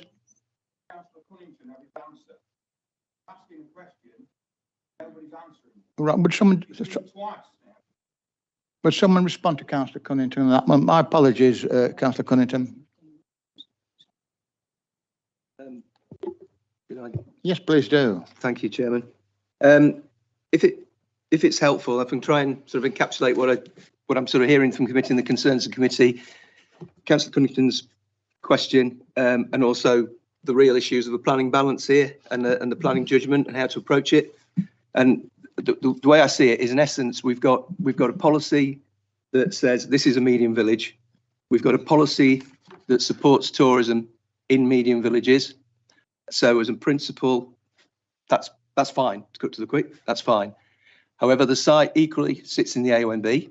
There's a sensitivity about the AONB, and there's a duty to look at impacts of development on the AONB. There's nothing that explicitly says you can't develop in the AONB, and this doesn't fall into the category of major development in the sense of absolutely having to justify why it should go there. But nevertheless, there is a genuinely reasonable and broad consideration that committee can make about whether or not this development in this location has an acceptable impact on the qualities of the AONB. And that encompasses such things as landscape quality, and also one of the features of the AONB is its tranquility as well. So the balance, I think, is that the site isn't an isolated one in the true sense, because it sits within the village that is a medium village, notwithstanding that it's a village that doesn't have a great deal of broad range of services. But nevertheless, it is a medium village. So it's sustainable in those terms, but there's a balanced judgment then to make against the economic benefits from tourism, which are supported by policy, but against impacts that it may or may not have, or you feel it may not have on the AONB. So I don't know whether that's helpful, but I think it's encapsulating the issues the way I certainly see it. Councillor Dennis. Then I would ask the officer, does he feel that we can enhance the tree structure around it so it's totally isolated, or because of reading your notes, you're quite comfortable with the screening that's going in now, vis-a-vis the area of natural beauty? Otherwise, you wouldn't be recommending approval. So you just let me get this straight. If we approve it and it goes to appeal, if we refuse it and it goes to appeal, that's what they'll get. If we try to enhance it and then approve it, is that something, we said earlier, I'm trying to mitigate the problem that the local people have got with it. Probably a few trees are not going to help. I don't know. I'm just very concerned, because bear in mind, if we lose an appeal as a council, it's £150,000. There's the costs of these appeals, and sort of like minimum sort of, and we're in a very difficult place here. I'm sorry, very difficult. Have the officers got anything to say before I put this to the vote? So Jim, just to comment on that, yes, clearly in reaching the officer recommendation, and Mr. Hallett will add and correct me if I'm mistaken on any of this, but certainly the officer view was the impact on the AONB was acceptable, mindful of the existing boundary treatments and the negotiated landscape scheme which added to it. If committee felt that actually, that was the key issue, but there was a need to actually further mitigate and look for additional planting or I don't know what the detail of the landscaping scheme is, but that issue of evergreen, year-round screening. If I felt there was a need to bolster that, then yes, that's certainly something that can be negotiated or required through the condition. Mr. Hallett, do you want to comment? And then Angela? The only thing, sorry, is it on? I mean, the only thing we could do that, we have got a condition on there that secures the landscaping measures, which is on this plan. If committee members were mindful of it, I don't see a reason why we couldn't get additional landscaping or a revised landscaping plan secured. Would there be any reason why we couldn't do such? It's certainly one of the caveats in the policy is that in giving support for development in locations like this, there is an onus on looking to get enhancement out of the site, and particularly in an area that's got landscape sensitivity, that's absolutely the right thing to do, and that's absolutely a critical thing to try and achieve. Okay. Yes, please. So I think we have to move on from the point simply because we have a motion on the table from Councillor Aldridge to refuse, seconded by Councillor Knowles. Drawing from what I've heard from Councillor Aldridge, also Councillor Cunnington, when you mentioned the isolation, I understand what you mean by the isolation now, and what Councillor Knowles has said. What I'm sort of hearing and what I'm sort of looking at from, and correct me if I'm wrong, because it has to be, I'm only picking up from the comments that you've made and trying to formulate into something that I can say is a reason for refusal. The main comment from Councillor Knowles, it's in the wrong place. I take from that it's possibly the development is harmful for the tranquility of the village and the wider AONB, simply because it creates a negative impact due to the increase of traffic, increase of footfall in a village which has limited services in the view of the committee and no associated tourism facilities, which I think is the point that Councillor Cunnington was saying. It was an isolated site as such. It's not connected tourism. It's not got that connection as the village is set up. I mean, if that is something, obviously, Councillor Aldridge would have to confirm that and Councillor Knowles would have to confirm it. Is that what I can take from the conversations that you've had? Yes, I would add SP 19, paragraph 5 and 6. It says new sites must demonstrate that they are directly related to an existing tourism facility and show how users of the site will access the nearest town, large or medium settlement, with pedestrians and vehicles being segregated. Right, okay, thank you for that then, Councillor Aldridge. I've just been advised by officers that's a coastal. We're looking at coastal policies with that. I think, Councillor, if we're looking at the AONB, the policies are there. We already have the policies there, and we're looking at the tranquility aspect of the AONB, and I think you don't really have to throw anything else at it, no, perhaps, than what we've already established. I think you've received some very sound advice on that one, colleague, but the decision, as always, is yours. So it's been moved and seconded that the application before you be refused, right? And I'd need confirmation from Councillor Aldridge and from Councillor Knowles that what I have sort of packaged for you from your discussions, does that accurately reflect what your reason for refusal is? I will quote SP 15 as well, which I've already got written down. I think we've got enough, Terry, with all due respect, I think. From what if people read SP 15, it's quite clear. The widening of inland tourism and leisure economy. It's against that. But it does specify medium village within that policy, which is what this village is classified in your local plan. I hope it does go to appeal, because when the inspector comes and sees the location... Terry, can I just interject at this point? As I say, we've had an awful proper discussion on this. We've come to a point now where we have a resolution in front of you proposed by yourself and seconded by Councillor Knowles, and that is for refusal, as against the officer recommendation. So I'm going to put that to the vote. Those in favour of Councillor Aldridge. I do need to know, though, before I start, Councillor Aldridge, are you happy with what I've read out from the evaluation? You have to say. And Councillor Knowles, are you happy with what I've said? And Councillor Cunnington, did it incorporate what essentially you was feeling from your concerns?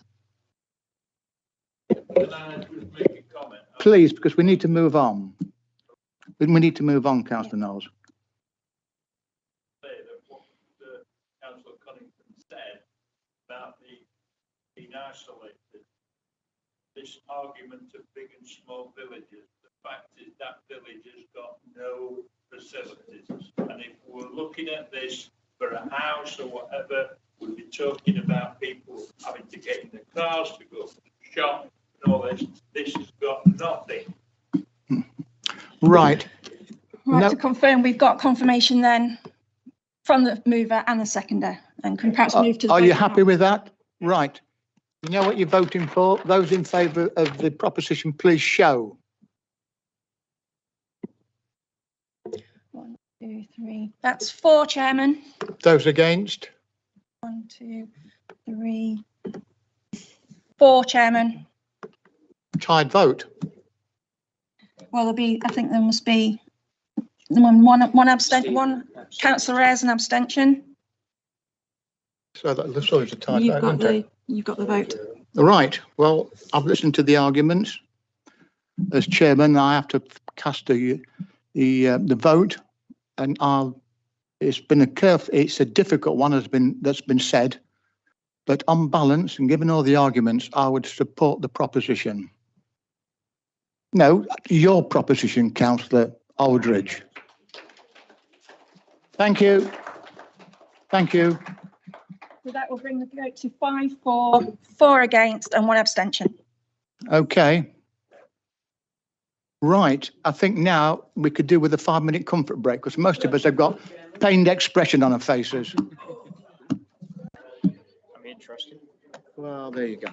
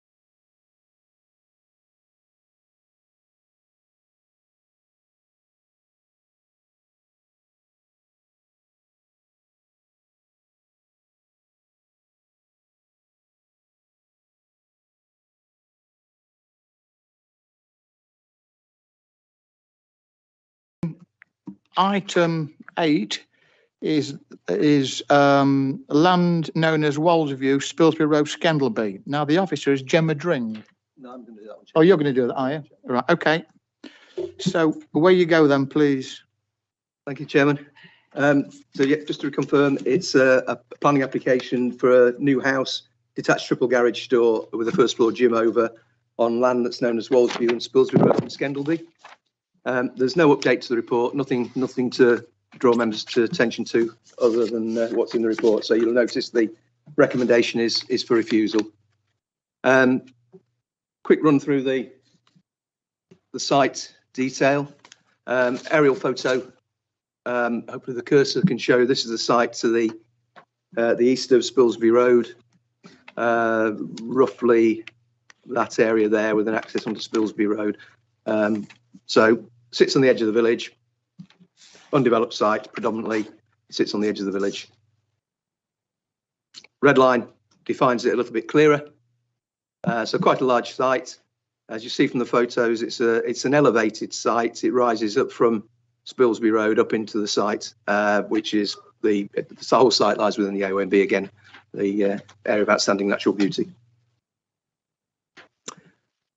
So the layout of the site, as you can see, large plot, dwelling sits sort of midpoint, straight behind the access. This to the south of the site is the garage block, and the access comes straight in. There's an existing access, which you'll see from the photos. It utilises that and wends its way into the site. The building here to the east are a pair of semi-detached properties, and one of the issues that relates to this scheme is the relationship between this development and those, as you'll have noted from the report. Again, same plan, but with an indicative landscaping arrangement there, suggesting that some of the boundaries of the site can accommodate some landscaping to try and mitigate some of the impacts. So scheme detail. It is quite a large house. I think it's a 4-bedroom house, quite substantial in size. So that's the footprint. Now the elevational treatments. That's the garage block and the gym that sat to the south edge of the site. And a cross section that shows the site in its elevated position. There's a little bit of, you can see the faint line, I think, there, which shows the existing profile of the land. So there's a bit of need to take off, reduce it and get a level site to put the house on. That building at the front is the semi-detached that sits at the front of the site. This was submitted with the application. It's just a sort of an artist's impression of what's proposed. And then onto a few photos just to show the site and also give a slightly wider context for the village as well. So it's just looking along Spilsby Road. The site sits over on the left-hand side here, up nearer towards where this car is. That's where the access sits, nearly opposite the pub. Again, this is the drop curb there, where my cursor is. That's the access into the site. And you can see from that and get a flavour of access into the site and the way in which the land rises up from Spilsby Road. Looking from the site front along Spilsby Road, again, I say just to give a context really, and the nature and the character of the village in that particular part.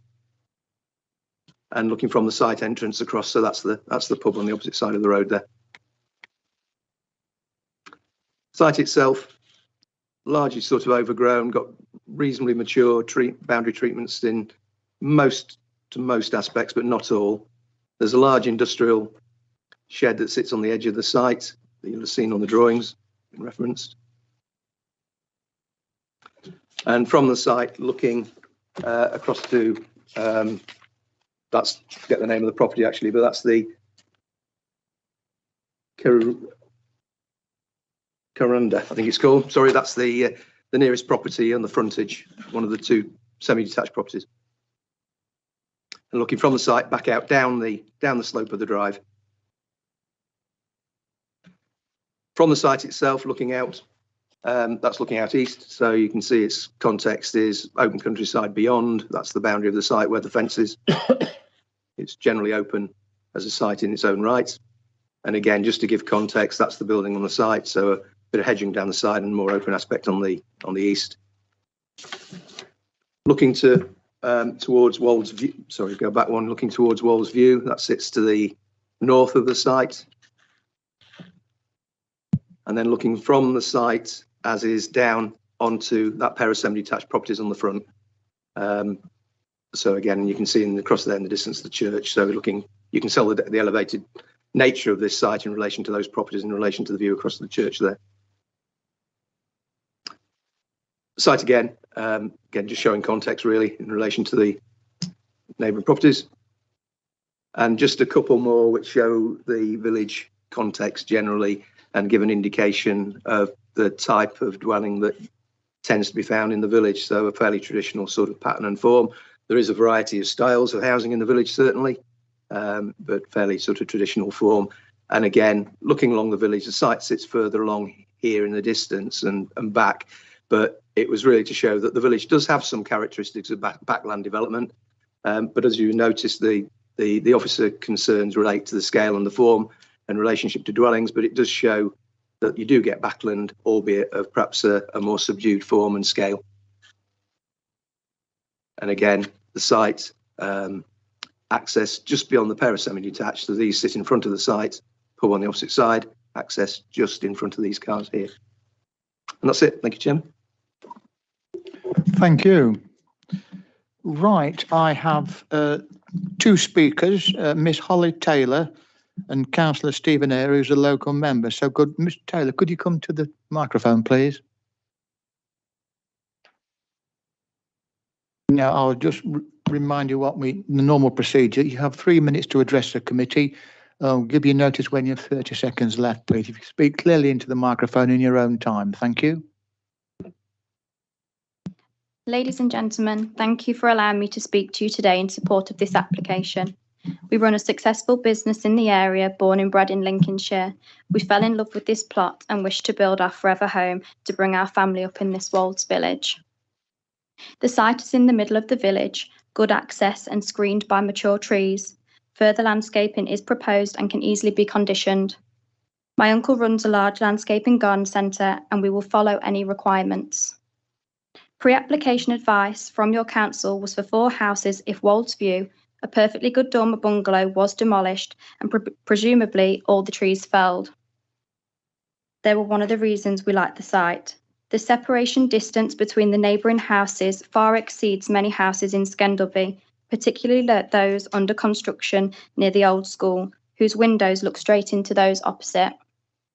Another reason for the recommendation was the massing effect and the effect on the AONB. Next door is a large industrial shed used as a lighting industrial unit and builder's yard. No doubt when the owner retires, that site will be replaced by a small housing estate. With regards to the effect on the AONB, I would like to ask you to look at the photo of the new dwelling erected opposite our access, granted under delegated powers after our first refusal. No screening and no blocking the view, and now blocking the views of the listed church and listed Scendleby Hall. The separation from the adjoining garden is 2 metres. The design of our house is very similar to the first house in Alford next to the crematorium, just being finished and being praised by everyone as a superb design. The council's policy seems to be replacing some of the historic houses that have been lost in Scendleby in the last few decades with soulless urban developments, something we're trying to avoid. Perhaps it may not be admitted, but it appears to us a lot of the objections seem to be driven by non-planning considerations or planning grounds.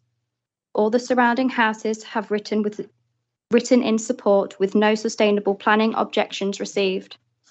Please approve this application to allow us to construct a house deserving of this plot. Thank you for listening. I'll answer any questions that you may have. Thank you. Right, well, we'll do that in a moment. So can I have Councillor Eyre to the microphone, please?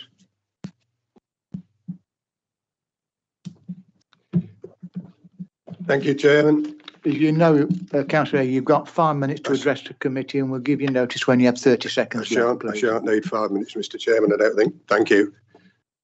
I became involved at the request of Mrs. Taylor to try and resolve this problem. And endeavoured to bring the two parties together with a very charming applicant. I don't know about the husband, but and a very, very helpful planning officer. It's a matter of some despair to me that this job hasn't been able to be sorted out. And despite a willingness to accept development by Scandalby Parish Meeting and the planning officer, it's thought that the design and overbearing nature of the proposed dwelling has not significantly altered, despite two refusals and efforts by the planners to address this problem through their agents. The applicant has had two opportunities to move the job forward. That is to appeal against the existing decision or to submit amended plans which address the officer's concerns. And the village would like this matter resolved favourably. Personally, I enormously regret that two young people who are trying to get on with their lives are being thwarted by this, and an opportunity, I've no doubt whoever the next planning officer is, they will be equally helpful. But an opportunity has been missed here due to lack of communication. Thank you. All right. Well, if you just remain where you are then, Councillor Eyre. Okay, are there any questions of Councillor Eyre, colleagues? No? Okay, Councillor Eyre, would you retire to the members' lounge? Any questions of Miss Taylor? No? Okay, well, you've heard the presentation, you've heard the comments from Miss Taylor and Councillor Eyre. Who's going to open the debate? Councillor Aldridge. Thank you, Chairman. Opposite is the pub, isn't it? But it doesn't show in the photograph the house that has been built on the car park, which certainly doesn't fit in with the local character of all the other developments or all the other houses. And also it's covered in tarmac. So this development is screened already with the trees, and I consider that it is part of an infill. SP1 affords development, SP4 paragraph 2 supports development, and also I could quote SP2 and SP3. So I would like to propose that this development against, I must admit, officers' recommendation, that is approved.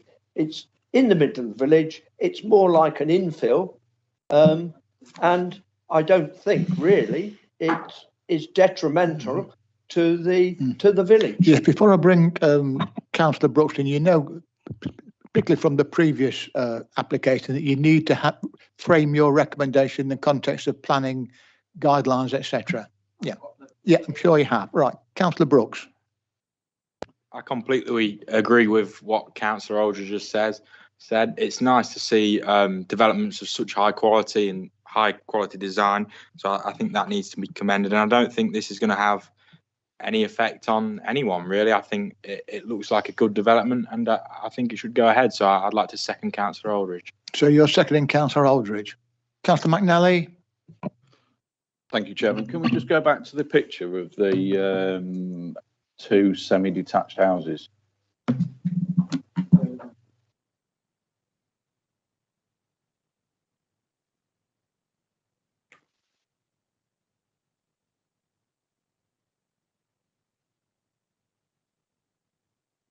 Is that the one you're looking at? Yeah. So is that in front of that property or not? The probably Sorry. go back to the layout plan. Is that? Yeah. Okay. So yes, that's the. So that's taken from standing up. You're not stood on anything. You actually just normal eye level. That's Yeah, that photo is taken from internal to the site. You can see it's not that far off from the actual access track which wends around. So it is more immediately behind both dwellings than the actual siting of the dwelling itself, which is off to a little bit further to the north. But that's as the site stands at the moment, normal ground level, eye level taking of the photo, which is obviously one of the concerns that we had as officers in terms of relationship to the impact and the amenity of that property or those properties. Okay. Anybody else? No? Would anyone have to comment? Yeah, just going back into Councillor Aldridge, I think it's always a good practice to have a reason why you're going against officer recommendation, especially even when it's an approval, when it's a refusal. I think my reading the report, it's not actually the development of the parts of the issue, is the case officer's view is that the sort of the scale and design of the house is out of keeping. So if it's the members and particularly Councillor Aldridge and Councillor Brooks, is it your view that you feel it is in keeping and adds value to the village in that way? It's not out of character, it's in keeping with the village, the design that's before you. Correct. Yes, yeah, correct. Excellent, thank you. Councillor McNally. Thank you, Chairman. Does the where the house was situated, if that was further back, do you think that would have? We're not dealing with that. Don't get me wrong, but would that be more? You'd be able to screen it more, shall we say? If it's farther back in the site. Yeah. Yeah.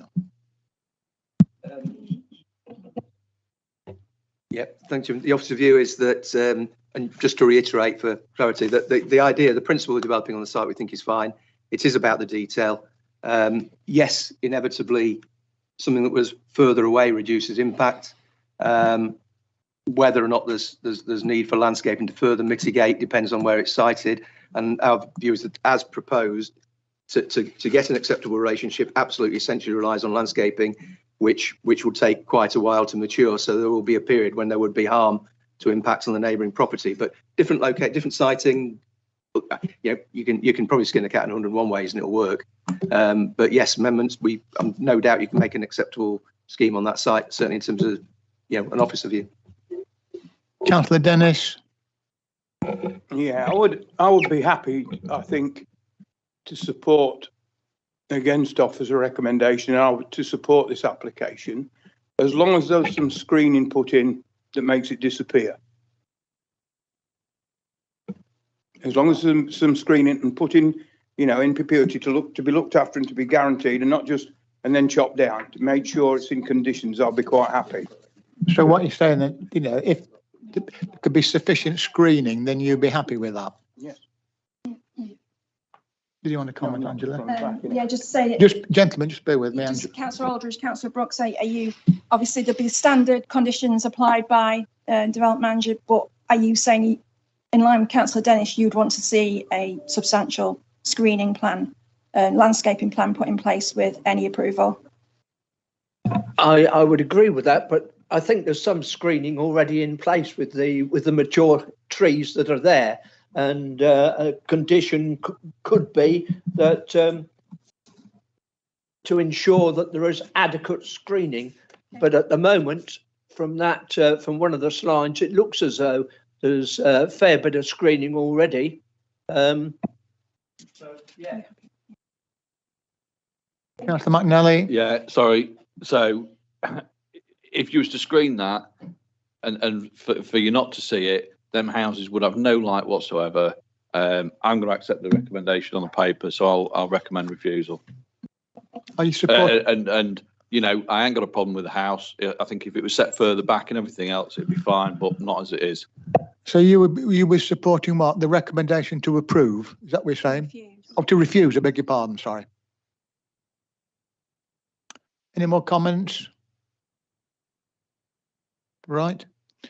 Okay, well, we have a recommendation from Councillor Aldridge, supported by Councillor Brooks, that the application be approved. Is that correct? Yep. Yes. Those in favour, please show. 1, 2, 3, 4. That's 4, Chairman. Those against? 1 against, and abstentions? Me. 1, 2, 3. That's 4 abstentions. Do I take it that thing? Yes, it's gone through. Yes. That's gone through. Okay. Right. Thank you for that. Please get Councillor. Oh, yeah, yes, Councillor Eyre, can someone fetch him back, please?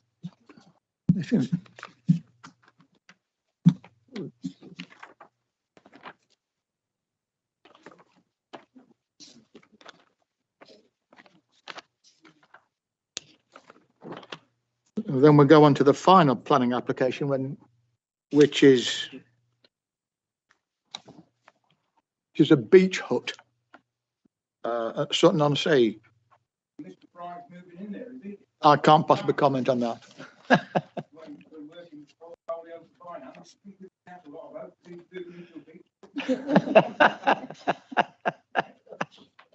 Yes, yes, shrewd observation, Councillor Dennis. Well, fair enough then. Anyway, right, who's going to deal with this one then? Sorry? Yeah, so away you go. Thank you, Chairman. I just said, yes, it's an application for the erection of a beach hut.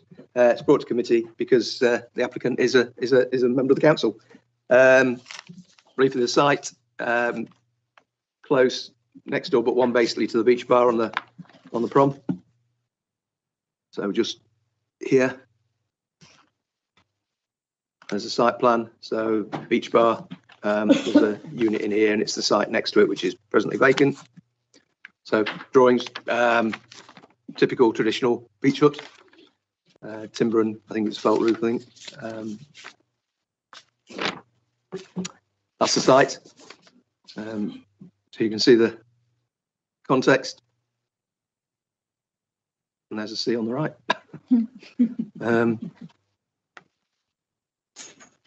That's it. Sorry. Move to refuse, Chair. Right, okay, there's no speaker, so any comments? Anyone going to make a recommendation? Is that seconded? Yep. Any other observations? I'll put it to the vote. Those in favour, please show. That's 9, Chairman, and 1 abstention. Thank you, gentlemen. Right, we're nearly finished now. Just bear with us. Item 10 is the appeals decided. Well, you've got those there for question of noting, is that correct? Yeah. So we'll all move them and noted. Seconded, is that agreed? Thank you. Item 11 is delegated decisions. Similarly, they are for your information. Someone moved that they're noted and seconded. Yeah, Chairman, it was suggested that the refusal be put at the end. Yes, I think I remember that. At the end of the report in future, because we said we changed the title, so we've got both in. Oh, I beg your pardon. Could you just respond to Councillor Aldridge's comments, please? Yeah, Chairman, the refusals and the approvals and delegate powers are all in the same list. I think last time we had an issue where the title didn't make it clear that they were both in there. We said we'd correct that, but I'm not sure putting them separately. I think it might be a step too far for the technology. I'm not sure, but they are all there. Okay. well, perhaps they could be listed at the front. You know, yeah, well, all have been approved except these that have been refused. I mean, you want to go through all those pages, but I'm getting old, you know. But I did pick them all up. I did notice them all this time. Well, I'll tell you what, colleagues, we've had a very long meeting this morning, so I'll move on. The last item, the date of the next meeting, which you will see on your agenda, is the 6th of October. And thank you very much for your forbearance. And can I just say, you'll be very, very pleased, all of you, and I'm listening to the cheers, but I won't be here at that meeting because I'm down in Cornwall. I won't be because I'm away.